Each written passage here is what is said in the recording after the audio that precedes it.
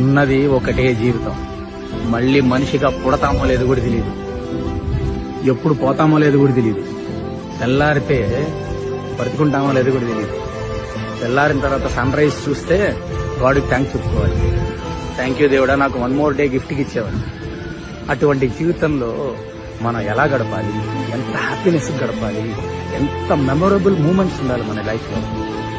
అంతేగాని 24 గంటలు అరుపులు, కేకలు, గొడవలు, చిన్నదానికి పెద్దదానికి ఇంట్లో గొడవలు, బయట గొడవలు, ఫ్రెండ్స్ తో యాటిట్యూడ్ చూపించుకోవడం, ఏమన్నా అంటే యాటిట్యూడ్ అనే పదం వాడి, ఇది ఎంతవరకు కరెక్ట్? ఇది ఎంతవరకు కరెక్ట్?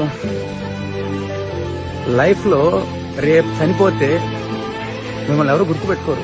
మీకేం గుడి కట్టరు కదా. గుడి ఏమైనా కడతారనుకున్నారేమో, ఎవరు గుడి కట్టరు. అసలు మర్చిపోతారు. వారం 10 రోజులే మహా అయితే.